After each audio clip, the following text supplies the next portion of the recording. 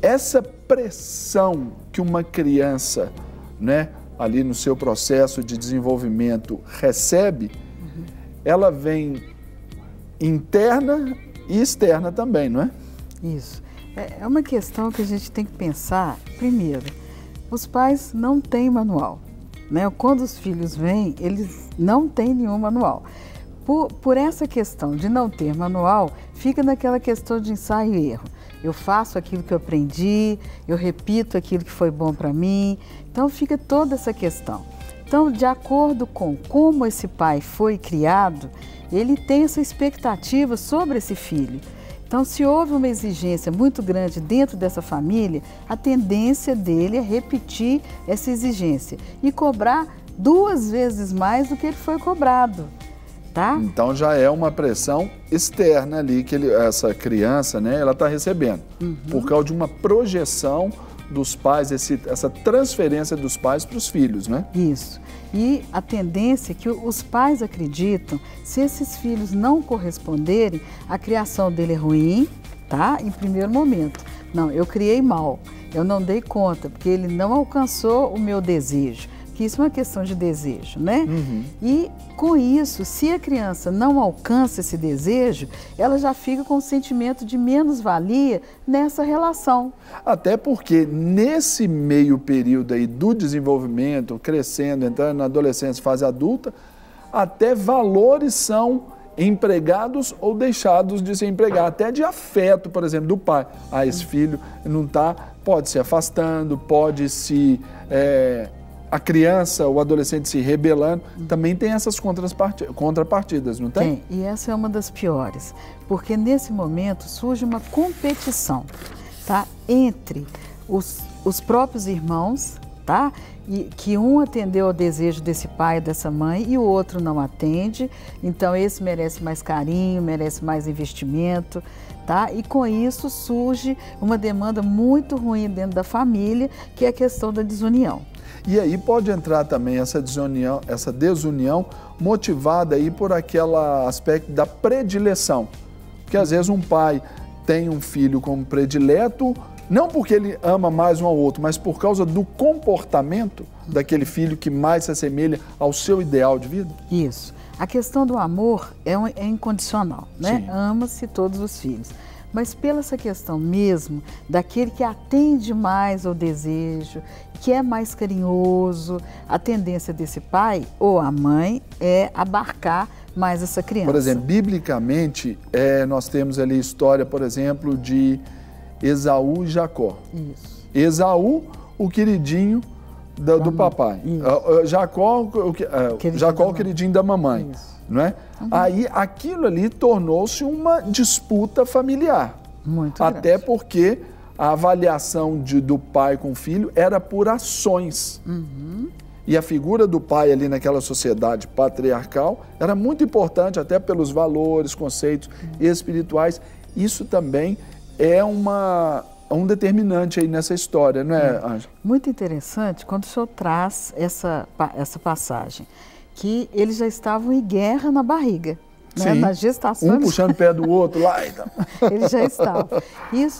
A questão é a seguinte, a mulher, ela é muito importante nessa relação, tá, do filho. Porque a mulher é o prazer, é a mãe, é aquela que amamenta, né, que interage. E é ela que faz essa interlocução entre o pai, a figura paterna, e a criança. É o fiel da balança ali, né? Isso. E se essa mãe, ela não consegue fazer isso, a criança fica perdida nessa relação. E essa figura paterna fica distante. E quando essa figura paterna fica distante, causa N dificuldades, como a gente viu na história. Pode ser essa característica de uma mãe simbiótica aí, não é? Assim, ela quer viver a vida do filho, de repente ela toma para ela abraça, ela acolhe, mas ela monopoliza o filho, também não deixa nem o pai exercer. Onde ali isso pode estabelecer diferenças, até na figura do limite que o pai tem que dar para o filho, da lei ali de ser o totem ali do filho também, não é? Tá. Porque nisso é que é formada a estrutura psíquica, a formação da personalidade, né? Então, quando o senhor traz simbiose, tem uma estrutura psíquica que a simbiose é presente, tá? E tem outras que não é simbiótica, é uma questão mesmo de completar. Aí quando essa mãe, ela vê outros objetos de amor, como trabalho, amizade, o marido, aí essa criança entra num processo e ela entrando nesse processo, ela divide, né? Desejo do pai, desejo da mãe, o desejo dela mesmo, a capacidade dela colocar e impor o seu desejo no processo, aí a coisa caminha. Como que faz então para ajudar já uma criança, um adolescente, um jovem, nesse processo, sendo muito cobrado dos pais, recebendo toda essa pressão, como que ele deve se posicionar para conquistar ali a sua posição, ali o seu desejo? A primeira coisa, a gente tem que entender que filho é um terceiro membro, né? Ele não é um ele é o terceiro membro dessa família, ou quarto, ou seja, ele tem uma identidade nesse processo. Então, hoje, a psicologia, a neurociências está trazendo muito e investindo muito na questão da família para colocar essa referência. Essa criança precisa de uma identidade nessa família. Então, por mais que ele tenha uma questão genética, tenha uma questão sanguínea, ele tem uma particularidade, que é a individualidade dele. Então, tem coisas que ele não vai dar conta. Por mais que você espere, né, nessa vida toda corrida da gente, a gente espera que o filho seja rico ou seja bem-sucedido e que tenha condições diferentes. Até considerando essa relação pai e filho, até que o filho seja mais do que o pai foi. O filho vá além do que o pai foi. Isso também conta, né? Conta. E tem determinadas também pais que não conseguem ver os filhos se superarem. Tá? Os superarem, né? Isso. Eles não conseguem. Uma competição pai e filho. Uma competição pai e filho. Olha, que interessante. O pai coloca essa exigência, mas na realidade ele não quer. Então, o que ele faz nesse período? Ele coloca um sentimento mesmo para a criança, para o adolescente, que ele não dá conta. De dívida, por exemplo, de um pagamento. Olha, você tem que me valorizar porque eu fiz isso, eu lutei, eu virei noite para pagar seu estudo, sua faculdade. Então, você tem que... Isso também é um problema, né? É a famosa dívida psíquica. Então, ele não sai do lugar porque dívida psíquica é impagável, né? Agora, nós temos que lembrar que isso é uma obrigação. Por quê?